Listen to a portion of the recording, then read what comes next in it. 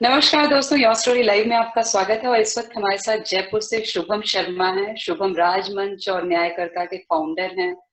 इनकी टीम बहुत ही अनोखी तरीके से प्रशासन के साथ जुड़ करके काम कर रही है। अगर मैं सही शब्दों में कहूँ तो ये अपने इस अभियान का उद्देश्य प्रशासन और आम जनता के मध्य संवाद को आसान बनाना है। साथ ही आम जनता की प्रशासन में भागीदारी बढ़ाना और सरकारी योजनाओं और प्रयासों के बारे में जागरूकता लाना है। तो शुभम, आपका स्वागत है योर स्टोरी में। थैंक यू आप रंजना।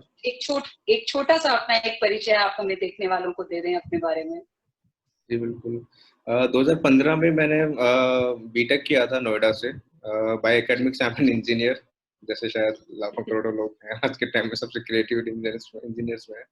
और उसके बाद में एक दो जॉब ऑफर्स मिले थे कैंपस प्लेसमेंट के बाद में, पर वो नहीं ज्वाइन किए थे। शुरू से ही फर्स्ट ईयर सेकंड ईयर से कीड़ा था, कुछ अलग करना है, कुछ अलग, कुछ एक इम्पैक्ट क्रिएट करना है मास लेवल पे।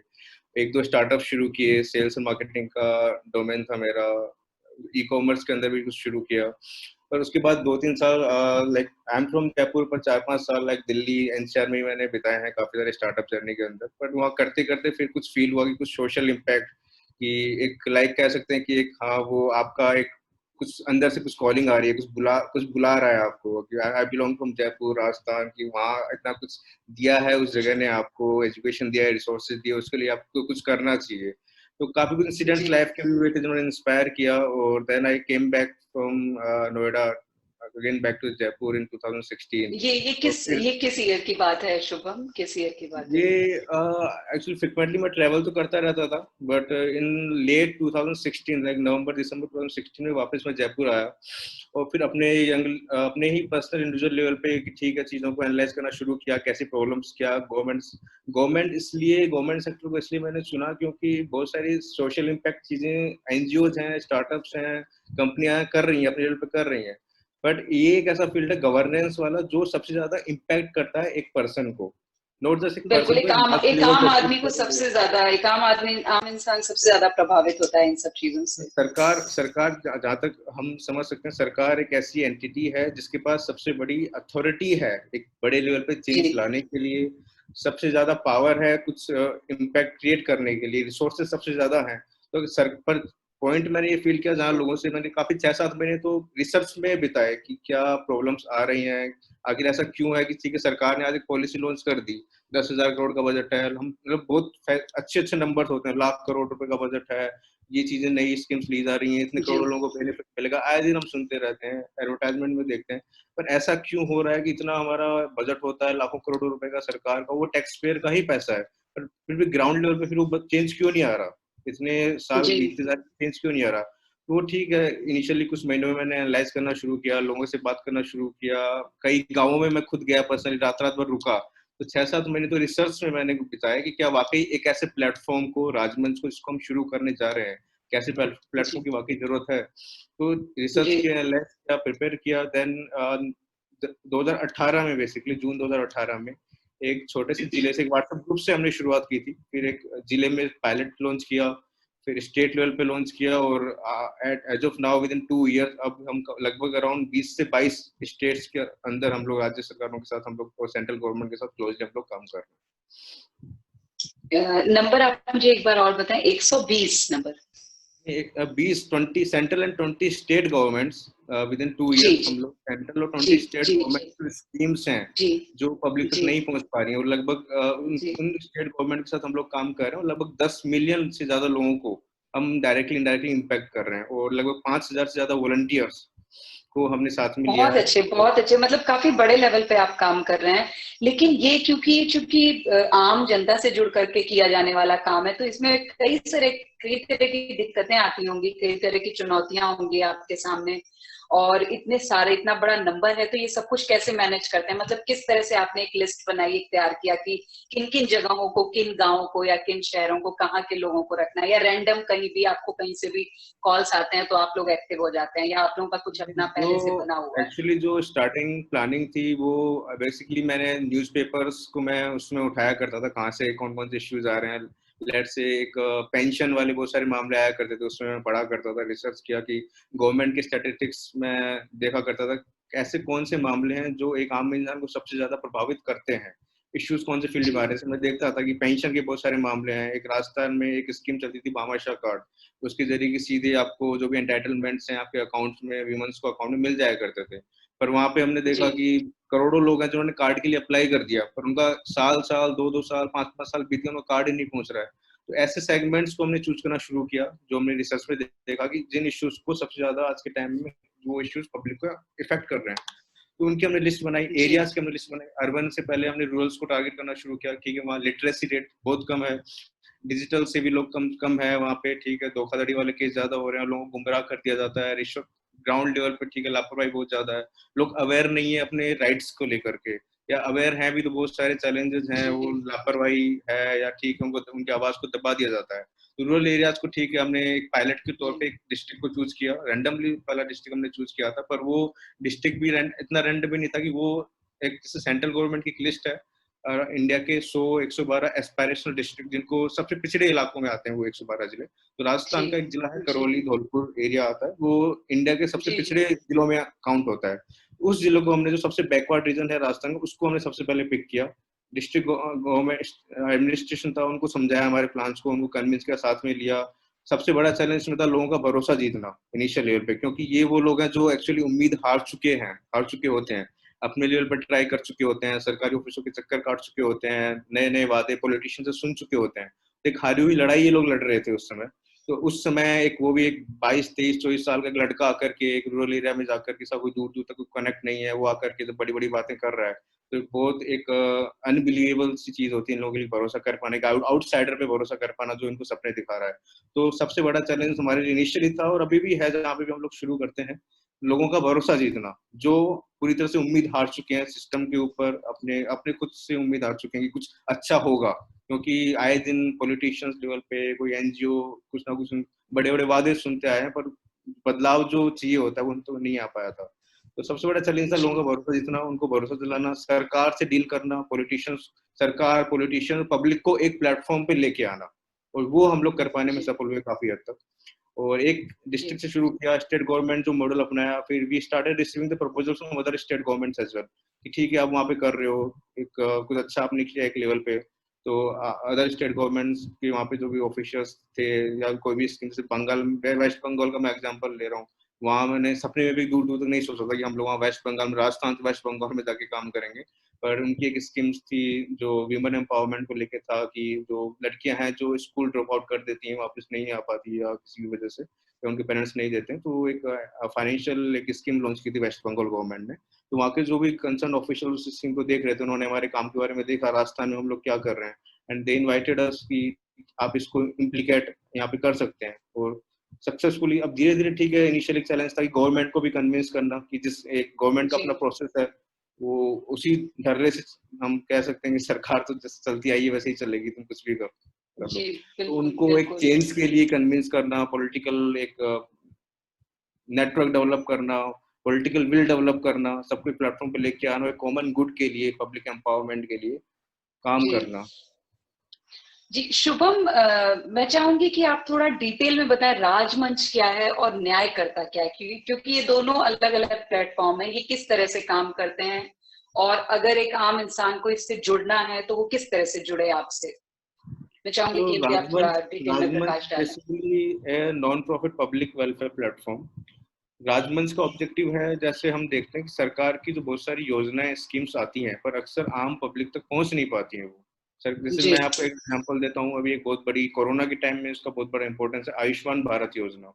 एक जी यूनिवर्सल हेल्थ केयर प्रोवाइड करना, कि आम पब्लिक करोड़ों लोगों को अफोर्डेबल है, कम्प्लीटली फ्री ऑफ कॉस्ट सरकार एक हेल्थ केयर फैसिलिटीज प्रोवाइड कर रही है।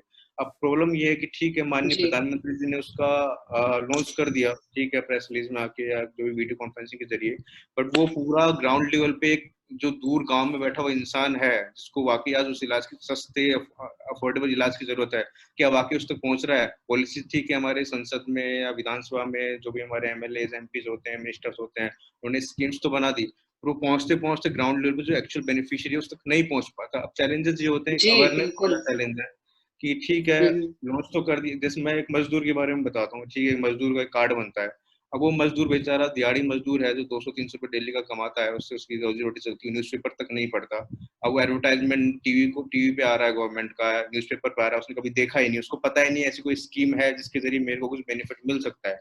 अवेयरनेस पहला हम्म। चैलेंज। Second challenge accessibility. ठीक है, मान लीजिए 1000 लोग थे, उनको नहीं पता था, उसमें 100 लोग हैं, उनको पता भी चल गया कि देयर इज अ स्कीम जिसके जरिए हमको बेनिफिट मिल सकता है। पर पता चलने के बाद में भी ग्राउंड लेवल पे इतने चैलेंजेस हैं, लापरवाही, भ्रष्टाचार और भी बहुत सारे, कि ठीक है देयर आर एजेंट्स सक्रिय रहते हैं कि ठीक है मैं तेरे को कुछ बेनिफिट दिला दूंगा, उनको उनको जिस तरीके से मिसयूज किया जाता है लोगों की लैक ऑफ नॉलेज का किस तरीके से, तो वो भी बहुत सारे चैलेंजेस हैं। तो अवेयरनेस एंड एक्सेसिबिलिटी चैलेंजेस हैं गवर्नमेंट स्कीम्स का बेनिफिट लेने के लिए, और वहाँ पे राजमंच का जी एक जी। रोल आता है। अब ये हम चैलेंजेस कैसे सोल्व करते हैं वो मैं आपको बताता हूँ। हम लोग ग्राउंड लेवल पे जाते हैं, अवेयरनेस कैंप्स रेगुलरली ऑर्गेनाइज करते हैं जिन एरियाज में बहुत ज्यादा प्रॉब्लम्स आ रही हैं। हम लोग सोशल मीडिया पे कैंपेन्स रेगुलरली डिजिटल एडवर्टाइजिंग के जरिए, फेसबुक पे तो कैंपेन। ये एक मिनट शुभम, मैं बीच बीच में ये मुझे बताएं कि आपको ये पता कैसे चलता है कि वहां पे जरूरत है आपकी? आपसे प्रशासन खुद कांटेक्ट करता है या आप लोग खुद से अप्रोच करते हैं अपनी तरफ से? नहीं, ऐसा नहीं है कि स्पेसिफिकली हम लोग की एरिया चूज कर रहे हैं कि किस एरिया में बहुत ज्यादा प्रॉब्लम्स हैं। लगभग आप देखेंगे रूरल एरियाज की, जहां तक मैं बात कर रहा हूँ, तो आप कोई भी रूरल एरिया चूज करें तो वहाँ प्रॉब्लम आपको जरूर मिल जाएगी। और बस फर्क ये हो जी सकता है कि बिल्कुल। किसी पर्टिकुलर एरिया में आपको हो सकता है कि 500 लोग मिलेंगे, हो सकता है किसी एरिया में आपको सिर्फ 100 लोग मिल रहे हैं। तो शुरू में ठीक है, हमने एक जो मैंने आपको बताया इनिशियली कि ठीक, जो बैकवर्ड रीजन जो आ रहे हैं सरकार की लिस्ट के अंदर, जहाँ पे ज्यादा जो थिंक टैंक्स हैं, रिपोर्ट्स हम देख रहे हैं जहाँ ज्यादा डेवलपमेंट की जरूरत है, उन रिपोर्ट्स की बेसिस पे हमने एरियाज को चूज किया था। पर अब धीरे धीरे ये है कि जैसे राजस्थान का मैं आपको नाम लूं, देयर आर 32 डिस्ट्रिक्ट्स, 33 जिले हैं, 32-33 जिले हैं, और लगभग 200 विधानसभा क्षेत्र आते हैं। नई नई करके हमने जितने भी लगभग जितने भी एरियाज है सबको कवर कर लिया है।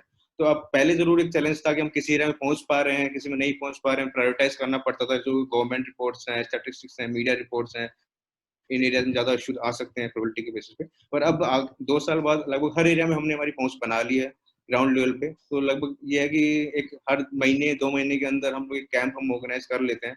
एक डिस्ट्रिक्ट लेवल पे अगर बिल्कुल हर ग्राउंड लेवल पे पॉसिबल नहीं है, तो एक जिला लेवल पे हम लोग एक कैंप जरूर ऑर्गेनाइज कर लेते हैं, और उसका हम सोशल मीडिया के जरिए काफी भरपूर प्रचार करते हैं, ताकि लोगों को पता जी रहे कि हाँ there is a camp being organise by Rajmanch. तो जहाँ पे आप जाकर जी के अपनी एक जन सुनवाई कैंप हम लोग नाम देते हैं, वहाँ पे लोग आके जी अपना जी ग्रीवेंस रख सकते हैं। और हम लोग कई बार कोशिश करते हैं कि जो गवर्नमेंट ऑफिसर्स भी हैं, those have the authority to resolve the complaint, उनको भी हम लोग साथ में लेके आए, और ऑन द स्पॉट उनको जो भी रिड्रेसल सर्विस दी जा सकती है वो हम दे सकें।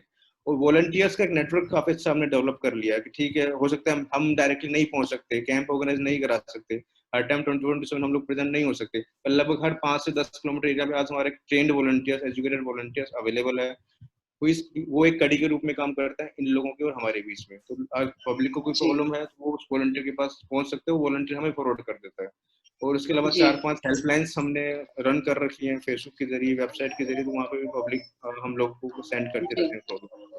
शुभम, एक चीज मुझे बताएं, क्योंकि जैसे हम कोई भी बिजनेस खड़ा करते हैं या कोई भी स्टार्टअप खोलते हैं तो हमारा मेन उद्देश्य होता है, हमारा फोकस होता है कि हमें फायदा देखना है, हमें कहाँ से फायदा हो रहा है, किस तरह का। जिस तरह का काम आप कर रहे हैं ये एक तरह से, मतलब आप ये कहते हैं कि ये स्टार्टअप है, लेकिन ये एक सोशल वर्क जैसा कुछ है कि जो समाज से जुड़ करके काम कर रहा है, और जिसमें अगर हम प्रॉफिट की बात करें तो शायद प्रॉफिट बहुत कम होता होगा, या पता नहीं, मुझे मुझे कुछ आइडिया नहीं है, आप बेहतर बता पाएंगे। तो आप मुझे ये बताएं कि ये इस काम को करने से मन की शांति को और हृदय की खुशी को यदि अलग एक तरफ रख दिया जाए तो आपको इससे किस तरह का फायदा हो रहा है? हाँ बिल्कुल, वाकई एक सोशल सेक्टर मैं कह सकता हूँ कि एक्चुअली शुरू करना ही बहुत डिफिकल्ट था। It was a well paying job in Gurgaon, काफी अच्छा स्टार्टअप चल रहा था, और सब कुछ एक कंफर्ट छोड़ के, एक एसी वाले कमरे को छोड़ करके बिल्कुल गाँव में एक कह बिल्कुल सकते हैं फील्ड में कि आकर के काम करना। जी एक पागलपन, एक जुनून लेकर के आप बिल्कुल, जैसे मूवीज में हम लोग देख सकते हैं कि उसमें जाके चेंज के लिए एक सपना देख के आप वहाँ घूम रहे हैं, लोगों को बताते फिर रहे हैं, कन्विंस कर रहे हैं, जाके रात रात भर गुजार रहे हैं, मतलब एक पेनफुल जर्नी की तरफ आपने कदम बढ़ा लिया, सब कुछ कंफर्ट छोड़ के। बिल्कुल। तो फाइनेंशियल मोटिव तो बिल्कुल मैं कह सकता हूँ कि हाँ सेक्रीफाइस किया, अभी भी हम लोग कर रहे हैं। और मन की शांति के अलावा मैं कह सकता हूँ कि एक कहीं एक अंदर की एक सोशल कॉलिंग थी, मुझे नहीं पता कि क्यों कैसे क्या डिसीजन लिया, वो एक कुछ ऐसे इश्यूज मैंने देखे थे, लाइक एक इंसिडेंट मैं आपको बताना चाहता हूँ। I was travelling from Gurgaon to my home town Jaipur by train, और वहाँ पे एक ऐसा केस था जिसके लिए मुझे लगा कि आज जो एजुकेशन, जो रिसोर्सेज मुझे मिले, पर उन लोगों को किसी को नहीं मिल पाया किसी वजह से, उसका मैंने थोड़ा सा टाइम देके यूटिलाइज कर लिया, और किसी को वाकई वो चेहरे पे आप खुशी ले ला पाए हो थोड़ा सा, अगर फाइनेंशियल सेक्रीफाइस करके, तो वर्थ है, ठीक है, आप कुछ ला पा रहे हो।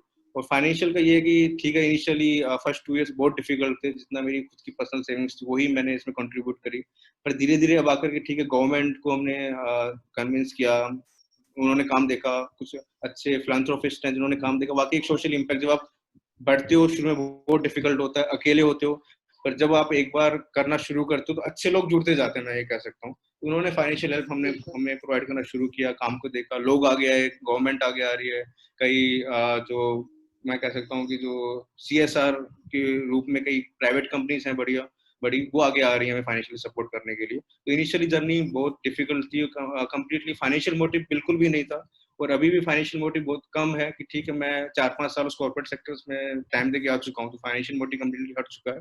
और अब धीरे धीरे हाँ, फाइनेंशियल मैं कह सकता हूँ कि being a non profit financial जो हमारे एक्सपेंसेस हैं, उसके लिए हमें काफी सपोर्ट मिलने लग गया हमारे काम को देखते हुए पिछले 2 साल में जो हमने किया। जी। शुभम, ये कोरोना वायरस पेंडेमिक में कई सारी सरकारी योजनाएं आई हैं, तो ये किस तरह से आप लोगों तक इससे जोड़ रहे हैं, लोगों को कैसे जागरूक कर रहे हैं? इसमें और मैं सबसे और ज्यादा जो जो लोग जुड़ना चाहते हैं आपसे, जो किसी तरह की परेशानी का सामना कर रहे हैं, वो आपसे अगर जुड़ना चाहते हैं तो वो आपसे कैसे जुड़े? ये दोनों बातें आप जरा हमें बताएं थोड़ा। कोरोना के टाइम पे सबसे बड़ा तो एक चैलेंज जो हम लोग फेस कर रहे हैं, जो सरकार शायद फेस कर रही है, इसको हम हेल्प कर रहे हैं, बेसिकली नोट हम फेस कर रहे हैं, वो है एक मिस इन्फॉर्मेशन, फेक न्यूज। वो आपको हर सेक्टर में मिलेगा, बट जैसे कोरोना के टाइम में बहुत सारे ऐसे लोग हैं, मैं आपको एक एग्जांपल बताता हूँ। जो मजदूर हैं, दिहाड़ी गरीब मजदूर हैं बेचारे, वो जैसे अभी लॉकडाउन के जो ढिलाई बढ़ती की सरकार ने, वो घर जाना चाह रहे थे, तो बहुत सारे सरकार ने फ्री ट्रैवल अरेंजमेंट्स उनके लिए कर दिया, ठीक है, आपसे कोई पैसा नहीं लिया जा रहा। आप जो बेचारे पैदल जा रहे थे, कई हमने इंसिडेंट ऐसे सुने जो ऐसा नहीं होना चाहिए था, तो गवर्नमेंट ने फ्री ट्रैवल अरेंज कर दिया, ठीक है। अब उन मजदूरों तक ये इन्फॉर्मेशन पहुंची नहीं कि सरकार ने हमारे लिए फ्री ट्रैवल अरेंज कर दिया है, फिर भी वो पैदल जा रहे हैं बेचारे, परेशान हो रहे हैं। वहाँ उनके लिए एक फ्री ट्रैवल अरेंजमेंट है, उसके बावजूद उनको नहीं पता, लैक ऑफ इन्फॉर्मेशन की वजह से, और वो पैदल जाने के लिए मजबूर हैं। सेकंड इश्यू उनके साथ ये हो रहा है, उनको नहीं पता कि सरकार ने फ्री ट्रैवल अरेंजमेंट कर रखा है। बहुत सारे लोकल एरिया में आप कह सकते हो ब्रोकर टाइप के, एजेंट टाइप के सक्रिय हो गए हैं लोग हर एरिया में। वो उन लोगों से 2-2, 3-3 हजार रुपए फॉर्म भरवाने के नाम पे, ट्रैवल पास बनवाने के नाम पे चार्ज कर रहे हैं, जबकि ट्रैवल कम्प्लीटली फ्री है उनके घर के लिए सरकार की तरफ से। तो वो जो चैलेंज था, मैं बता रहा हूँ, फेक इन्फॉर्मेशन का, लैक ऑफ अवेयरनेस का, एक्सेसिबिलिटी का, तो उसको हम लोगों ने काफी अच्छे तरीके से हैंडल किया। और यहाँ पे सबसे बड़ा रोल जो एक दूसरा स्टार्टअप हमने भी रिसेंटली लॉन्च किया, इसके बारे में आप पूछ रही थी, न्यायकर्ता, उसका सबसे बड़ा रोल है। न्यायकर्ता इंडिया का पहला पब्लिक ग्रीवेंस रिड्रेसल प्लेटफॉर्म है। बेनिफिट उसका ये है कि हमने इंडिया के लगभग 500 से ज्यादा legal and human rights expert को उस प्लेटफॉर्म से जोड़ लिया है। अब वेरी जैसे किसी नाइस। को हो रही है, किसी को कोई प्रॉब्लम हो रही है कि ठीक है, कुछ ऐसे माइग्रेंट लेबर्स का ही मैं आपको इश्यू बता रहा था, उनके लिए सरकार ने जो स्कीम्स चलाई, या उनके साथ जो इश्यू हो रहा है, दे आर फेसिंग फ्रॉड हो रहा है, हैरेसमेंट हो रहा है, या कोई उनको गलत एडवांटेज उठा रहा है, वो इस प्लेटफॉर्म के जरिए हमसे हेल्प ले पा रहे हैं। हेल्प लेने के 2-3 मीडियम्स हैं। डायरेक्टली वेबसाइट के जरिए हमें डेली की 200 से 250 कंप्लेंट्स हमें मिल रही हैं। उसके अलावा बहुत सारे हर एरिया में स्टेट के अंदर जो एनजीओज हैं, सोशली मोटिव एक्टिवेटेड जो सिटीजन हैं, जो अपनी सोशल रेस्पॉन्सिबिलिटी को समझते हैं, या हमारे जो राजमंच के वॉलंटियर्स हैं, उनके जरिए वो अगर उनकी नजर में ऐसा कोई इश्यू आ रहा है सामने, वो देख रहे हैं कि कहीं कुछ गलत हो रहा है, तो वो उन मजदूरों के बिहाफ पे, उन वल्नरेबल पीपल के बिहाफ पे वो कंप्लेंट हमारी वेबसाइट पे भेज देते हैं, हमारी हेल्पलाइन पे भेज देते हैं।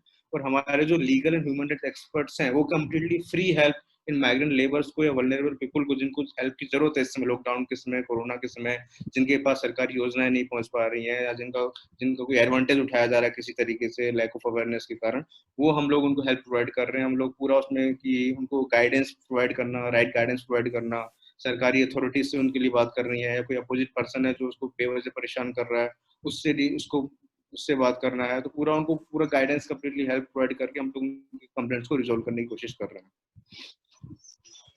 जी जी शुभम, जी शुभम।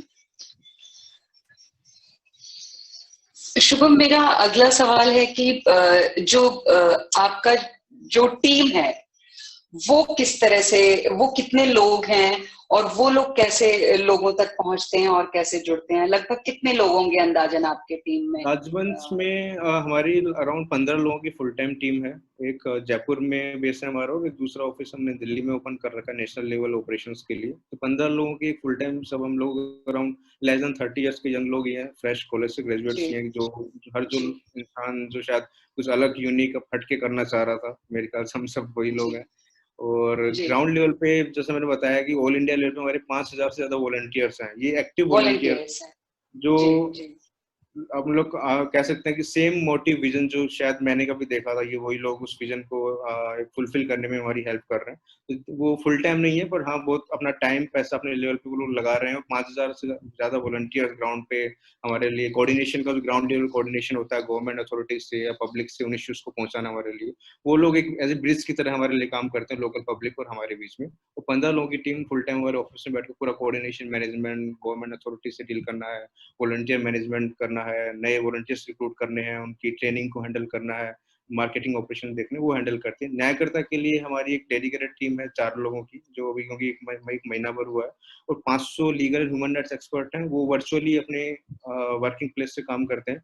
जैसे कोई इश्यू हमें राजमंच के जरिए डायरेक्टली न्यायकर्ता प्लेटफॉर्म के जरिए, वॉलंटियर के जरिए, सोशल मीडिया कैंपेन्स के जरिए मिलता है, हम लोग उस प्रॉब्लम को डिपेंडिंग ऑन वो कंप्लेंट में कौन एक्सपर्ट ज्यादा कैपेबिलिटीज हैं, एक्सपीरियंस है, उसके बेसिस पे हम उस पर्टिकुलर एक्सपर्ट को कंप्लेंट फॉरवर्ड कर देते हैं, और वो एक्सपर्ट उस कंप्लेंट के ऊपर जो भी पॉसिबल हेल्प उस एप्लीकेंट को चाहिए होती है वो प्रोवाइड कर देते हैं।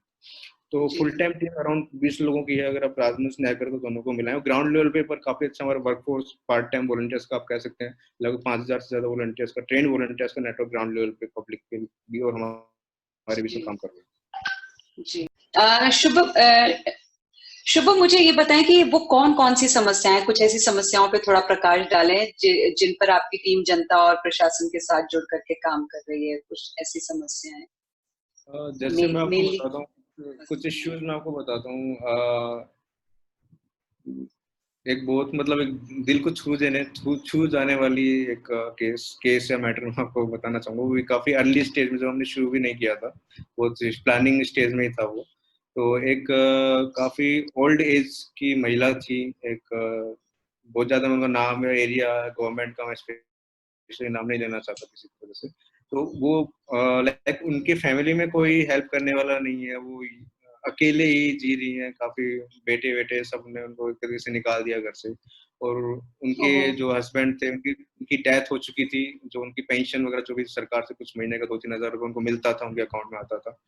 अब जो अकाउंट वगैरह जो भी आता था, पहले का अलग सिस्टम था, कैश मिलता था, क्या मिलता था। जैसे प्रधानमंत्री जी ने अभी जन धन खाता उस समय लॉन्च किया था कि ठीक है डायरेक्टली आपके अकाउंट में सारा गवर्नमेंट बेनिफिट मिलने लग जाएगा, खुद की पर्सनल अकाउंट में मिलने लग जाएगा। तो ऐसी जो घटनाएं होती थी, तो उनका जो पैसा आता था यूजुअली उनके घर वाले या जो भी रिश्तेदार थे वो ले लिया करते थे। तो उनको जो एक्चुअली बेनिफिशियरी थी उनको कभी मिल ही नहीं पाता था वो बेनिफिट। तो किसी पर्सन ने उनको उनकी कंप्लेंट को भेजा, सरकार जो भी लोकल पर्सन होते हैं, गवर्नमेंट ऑफिसर होते हैं, उनके समक्ष उठाया कि एक महिला है उस एरिया में, उस गांव में, उनको पैसा नहीं मिल पा रहा है, वो जीना मुश्किल हो गया है उनको फाइनेंशियल, क्योंकि हेल्प नहीं है, कोई और रास्ता भी नहीं है जीने के लिए जो अपने आप बेसिक आवश्यकताएं पूरी कर पाए। और सरकार की मदद मिलने से पहले ही उनकी डेथ हो गई। डेथ क्यों हो ओ। गई? उनको उनको जो एंटाइटलमेंट मिलना था, उनकी हक का जो पैसा मिलना था, वो किसी सरकारी ऑफिसर या कोई पर्सन, लोकल जो भी एजेंट्स होते हैं, जो भी था, लापरवाही थी या लैक ऑफ अवेयरनेस थी या किसी और की गलती थी, उनको एंटाइटल बेनिफिट नहीं मिल पाया। So she expired because of right entitlement नहीं मिल पाया। अब ये जो अभी इस एक घटना ने इतना झकझोर दिया था मुझे, जो आप एक क्वेश्चन अभी आपने पूछा था कि फाइनेंशियल मोटिव नहीं है, तो वो ये सारी चीजें मेरे लिए बेस्ट फील होने लग गई कि क्या करूंगा। ठीक है, मैं 1 लाख 10 लाख करोड़ रुपए मैंने कमा भी लिए, वो क्या फायदा उस नॉलेज का, रिसोर्सेज का, उस एजुकेशन का जो मैंने लिया। बीइंग अ ह्यूमन, अगर मैं उस रिसोर्सेज नॉलेज को यूज करके अपने सब कुछ उसको नेटवर्क को, उस कैपेबिलिटी को यूज करके, अगर मैं एक पर्सन को बेनिफिट नहीं दिला पा रहा हूँ, उसकी आवाज में रेज नहीं कर पा रहा हूँ, जस्टिस नहीं दिला पा रहा हूँ, सब कुछ वेस्ट है मेरे लिए। वो एक मोमेंट था, बिल्कुल। वाटरशेड मोमेंट, क्योंकि उस समय एक ऐसे चैलेंजेस भी आ रहे थे जब शायद मैं कंप्लीट क्विट कर देने वाला था, क्योंकि फाइनेंशियल बर्डन बहुत ज्यादा जा रहा था, घर वालों का प्रेशर था, कुछ पॉजिटिव दिख नहीं रहा था। पर इस एक इंसिडेंट ने बहुत एक ऐसे वाटरशेड मोमेंट था जिसने मुझे इंस्पायर किया कि मैं इस इनिशिएटिव कंटिन्यू रखूं। और इस इश्यू को फिर हमने डिस्ट्रिक्ट एडमिनिस्ट्रेशन के सामने उठाया। वो ठीक है, उन्होंने नहीं देखा तो हम लोगों ने सरकार, जो मिनिस्टर थे, कंसर्न मिनिस्टर डिपार्टमेंट के थे, उनसे जाके मैं मिला पर्सनली, ईमेल्स के जरिए, पर्सनल मीटिंग्स के, उस इशू को लगभग मैं 1 डेढ़ महीने तक मैं पीछे पढ़ा रहा जब तक सुनने के घंटों घंटों, मतलब मैं जाया करता, मुझे आज भी याद है जो इनिशियल टाइम था 2 साल पहले का, सरकारी दफ्तर के बाहर, मतलब घंटों घंटों सुबह मैं जाता था बिना खाए पिए सब कुछ, सुबह 9-10 बजे निकलता था और शाम के 4-5 बज जाते थे। वो बैठे रहते थे सरकारी ऑफिसर्स, मैं शिष्य को लेके बाहर बैठा रहता था, वो निकल जाते थे। हर दिन की ये घटना थी। तो 1.5 महीना मुझे ऐसा लगा, मैं लगभग 50 सरकारी ऑफिसर्स के मैंने चक्कर काटे उस विमन को जस्टिस दिलाने के लिए। पर एट द एंड एक दिन ऐसा आया जब ठीक है, किसी वजह से वो नोटिस, वो मामला एक राइट पर्सन की, मिनिस्टर की नोटिस में मामला आ गया। जो एफर्ट्स हम लोग दे रहे थे, उस आवाज को उठा रहे थे सोशल मीडिया के जरिए, पर्सनल मीटिंग के जरिए, मीडिया के जरिए।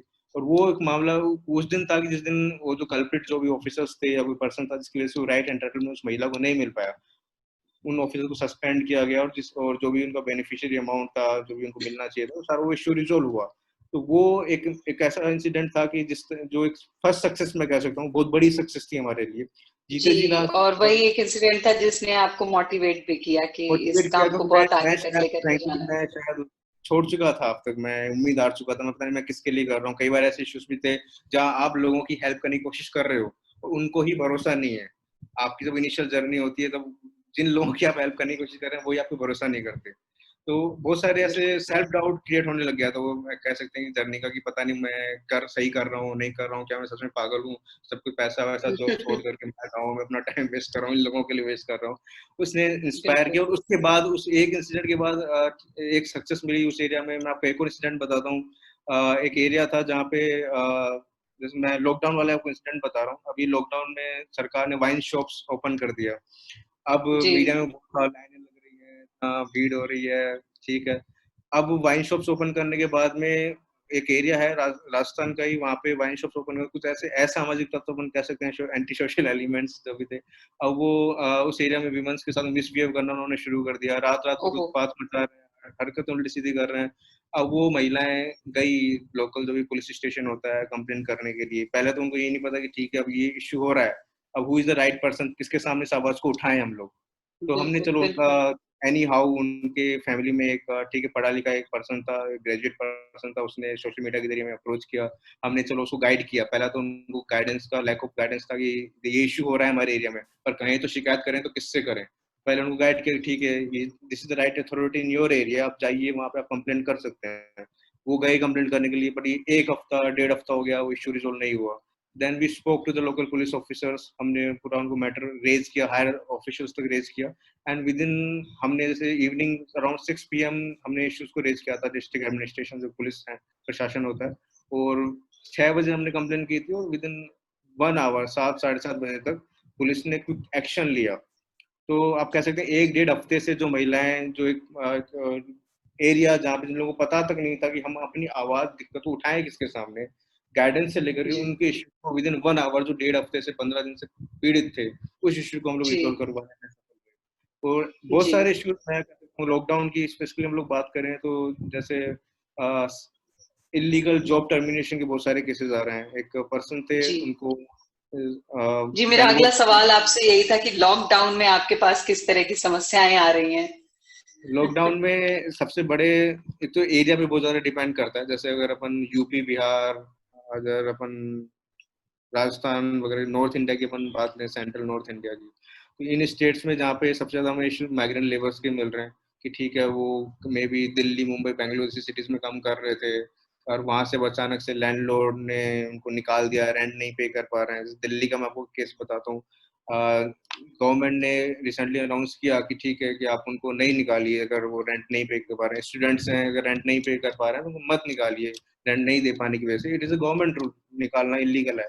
बट स्टिल बहुत सारे लैंडलॉर्ड्स स्टूडेंट्स की, माइग्रेंट लेबर्स की भी कंप्लेंट मिल रही थी, जो उनको रेंट ना दे पाने की वजह से उनको निकाला जा रहा था।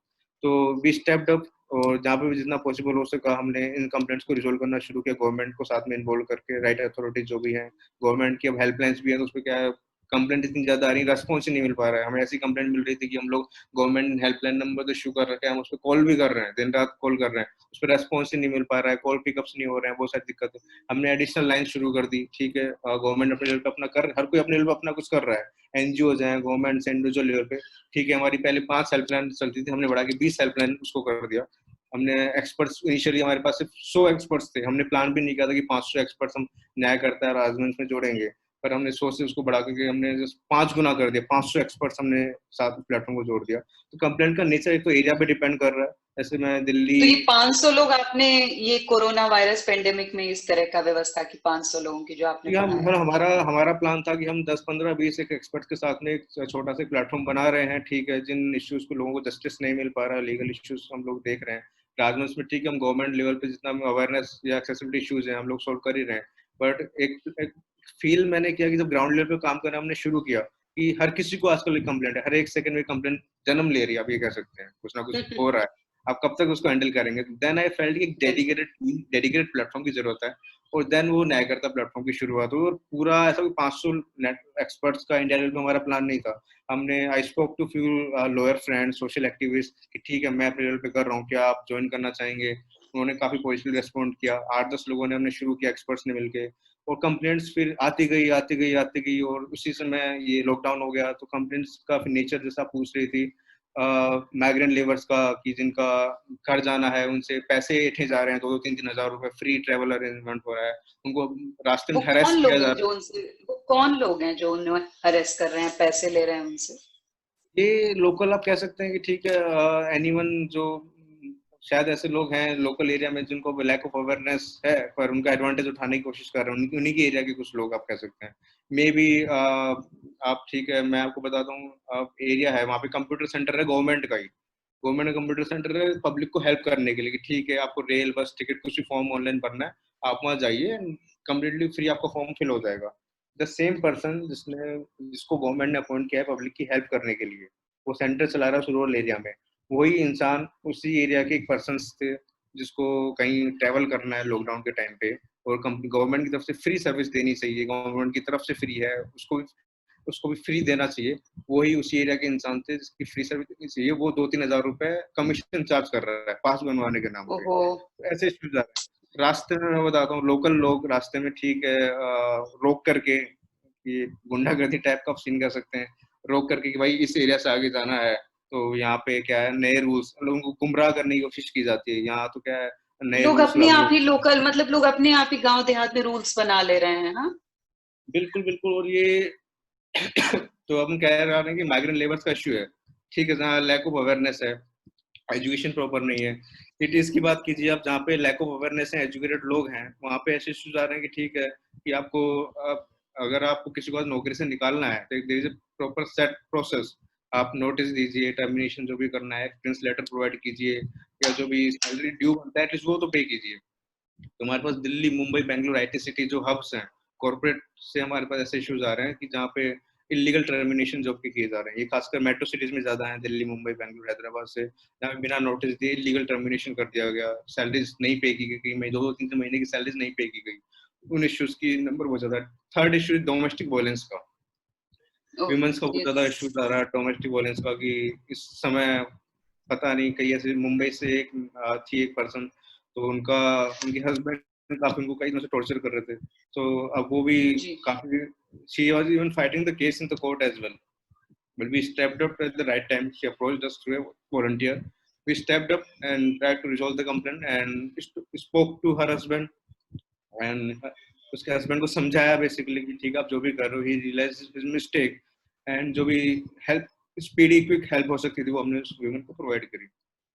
So nature varies depending on areas है। अगर आप यूपी नॉर्थ इंडिया की बात कर रहे हैं तो माइग्रेंट लेबर्स का ज्यादा इशू आ रहा है। हम अगर मेट्रो सिटीज की बात कर रहे हैं तो वहाँ सैलरी इश्यूज हैं, मेडिकल फैसिलिटीज हैं, कि जैसे हॉस्पिटल्स हैं, गवर्नमेंट ने अभी चार्जेस कैप कर दिए हैं, कि वेंटिलेटर्स का है, कोरोना टेस्टिंग का है, तो एक फिक्स रेट है उसकी, आप उससे ज्यादा नहीं चार्ज कर सकते। पर कई मेडिकल फैसिलिटीज की हमें कंप्लेंट आ रही है, पब्लिक भेज रही है हमें, कि ठीक है, पाँच, जैसे कोरोना का अगर दिल्ली में अगर 2200-2400 रुपए चार्ज करना चाहिए, तो 5-5 हज़ार रुपए चार्ज किया जा रहा है, बेड्स नहीं मिल रहे हैं, बेड्स अवेलेबल है, पर उनकी कालाबाजारी हो रही है एक तरीके से कि आपको बेड चाहिए हॉस्पिटल में, 20,000 रुपए एक्स्ट्रा पे करो। इस तरह की कंप्लेंट ज्यादा आ रही है। तो लोग एक्चुअली सिचुएशन का, कई ऐसे लोग हैं बेनिफिट उठाने की कोशिश कर रहे हैं इसमें, जो उनको ऐसा नहीं करना चाहिए। कि जहाँ जब ऐसे टाइम पे जब लोगों को एक दूसरे के साथ मिलके काम करना चाहिए, सपोर्ट करना चाहिए, ऐसे बिल्कुल टाइम में बिल्कुल। कुछ लोग दूसरे का एडवांटेज उठाने की कोशिश कर रहे हैं। जी जी जी।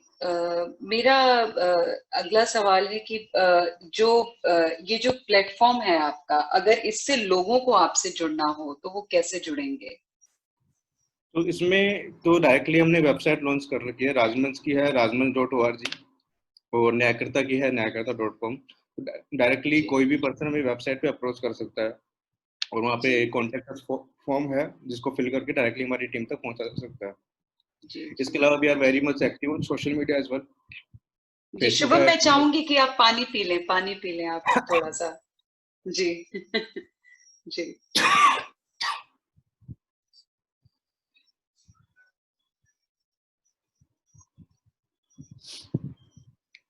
जी, सॉरी। कोई बात नहीं। जी जी, आप कंटिन्यू रखें। जी, तो ये डिपेंड कर रहा है कि एक तो पर्सन पे डिपेंड कर रहा है। अगर आप डिजिटल सेवी हैं, लिटरेसी रेट जिन एरियाज में हाई है, वो हमें वेबसाइट के जरिए, सोशल मीडिया के जरिए अप्रोच कर सकते हैं। और जो रूरल एरियाज जी में बात कर रहा था, जहाँ पे डिजिटल लिटरेसी रेट काफी कम है, डिजिटल सेवी यूजर्स काफी कम है, उन लोगों के लिए जैसे हमने वॉलंटियर्स का नेटवर्क हमने क्रिएट कर रखा है। तो anyone can approach ji those representatives जो हमने अपॉइंट किए हैं, आप उनके पास जी जाइए, उनके पास जी। उनको कोई पूरा हेल्पलाइन ट्रेनिंग। नंबर है जो आप हमारे प्लेटफॉर्म से लोगों तक पहुंचाना चाहें? कोई हेल्पलाइन नंबर? हेल्पलाइन नंबर है, मैं आपको भी लाइव एक हेल्पलाइन नंबर शेयर कर देता हूँ इस पे। जी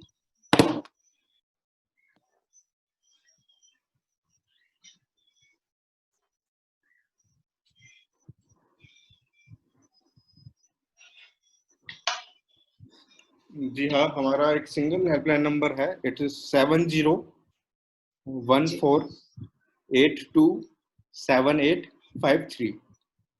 जी। सेवन मैं जीरो चाहूंगी वन कि जो लोग हमको देख रहे हैं वो ये नंबर नोट कर लें। एक बार फिर से रिपीट कर दीजिए शुभम।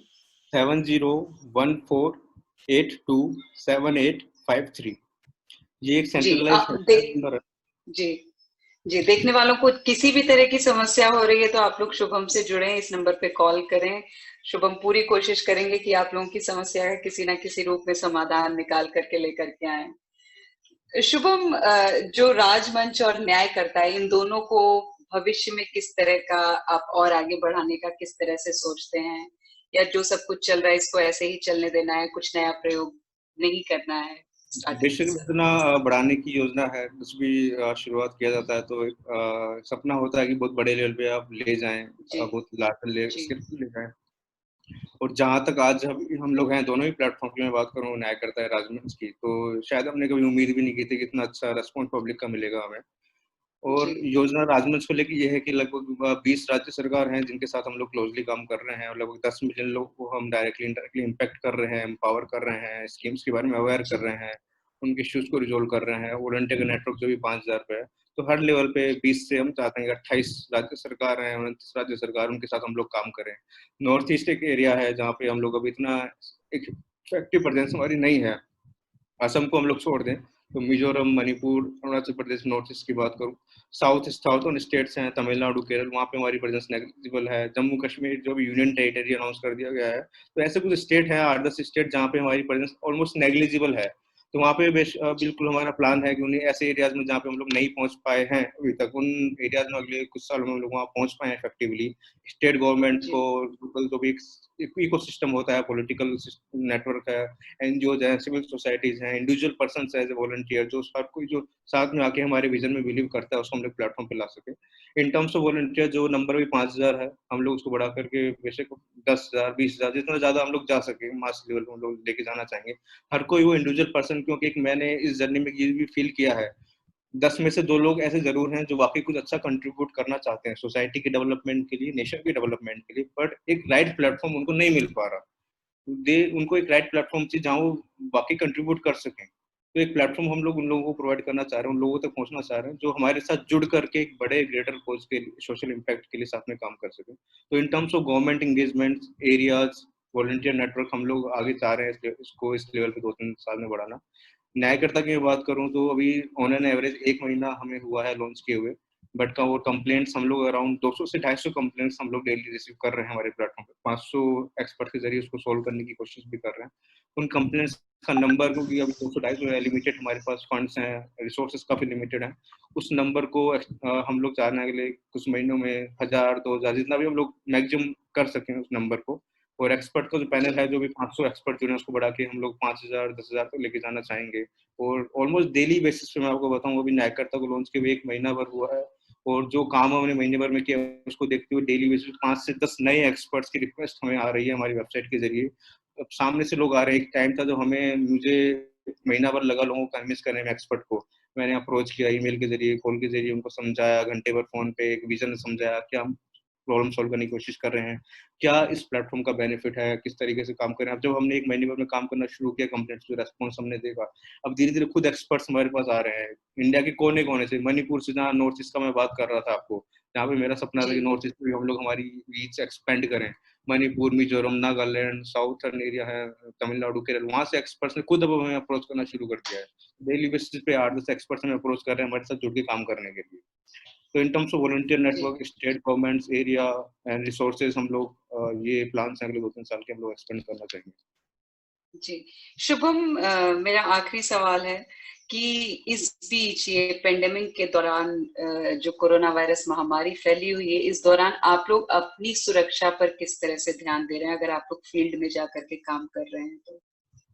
फील्ड में जाने से पहले पूरी तरह, एक तो हमने वॉलंटियर जो टीम मेंबर्स हैं ग्राउंड पे, स्पेशली ग्राउंड पे जो काम कर रहे हैं, उनको पूरी तरह से हिदायत हमने दे रखी है।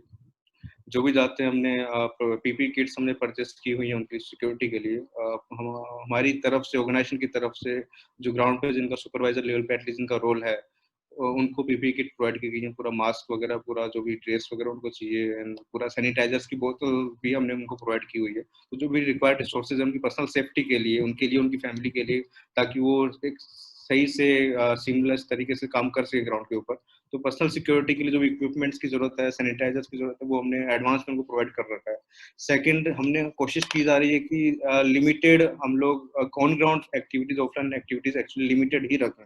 डिजिटल मीडियम्स को अपनाने की ज्यादा कोशिश की जा रही है। जो लोग टेक से भी नहीं है, जैसे हमने न्यायकर्ता पे हम लोग ये कर रहे हैं, एक लिंक हम लोग डेवलप करने की कोशिश कर रहे हैं। डिजिटल लिंक यूआरएल है, ऑनलाइन यूआरएल, कि जो पर्सन, ठीक है, वो वॉलंटियर को मिलने की जरूरत नहीं है। आपको कोई कंप्लेंट है तो पहले जैसे आप जाते थे कि उस एरिया में हमारा वॉलंटियर है, आप उससे पर्सनली जाके मिल रहे हैं, बात कर रहे हैं, समझा रहे हैं। तो पर्सनल जो कांटेक्ट को हमें अवॉइड करना है कोरोना के समय, महामारी को, पर्सनल कांटेक्ट को, तो हमने एक ऑनलाइन डिजिटल लिंक्स क्रिएट कर दिए। पर्सनल लिंक्स हैं हर वॉलंटियर के लिए।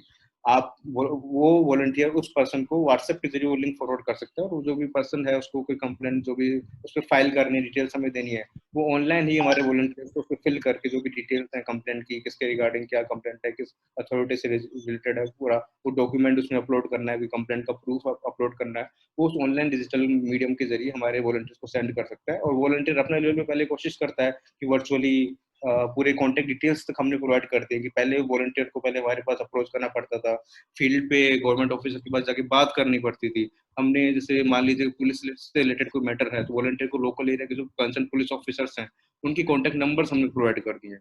और हायर लेवल पे भी गवर्नमेंट से जो रेस्पॉन्सिबल ऑफिसर्स हैं, उनको भी कहा है कि हमारे वॉलंटियर्स है, जो भी एक टीम ऑन ग्राउंड काम कर रही है, उसको एक कोऑपरेशन प्रोवाइड करें। तो मेन फोकस है पर्सनल सेफ्टी किट्स प्रोवाइड की गई है, और डिजिटल मीडियम को अपनाने की ज्यादा कोशिश की जा रही है, जी बजाय ऑफलाइन इंटरेक्शन की बजाय। जी जी, बहुत बहुत शुक्रिया शुभम हमसे के लिए, क्योंकि ये देश बहुत बड़ा है, यहाँ पे आबादी बहुत ज्यादा है, और यहाँ पे आप जैसे युवाओं के काम करने की जरूरत भी बहुत ज्यादा है। तो हमारी ढेर सारी बधाइयां आपको, और हम चाहेंगे कि थैंक इसी यू सो तरह मच। आप इस महामारी के दौरान या उसके बाद भी जिस भी तरह से आप पॉजिटिवली काम कर रहे हैं अपनी टीम के साथ, ये सचमुच बेहतरीन है। धन्यवाद हमसे जुड़ने के लिए। धन्यवाद। Thank you so much.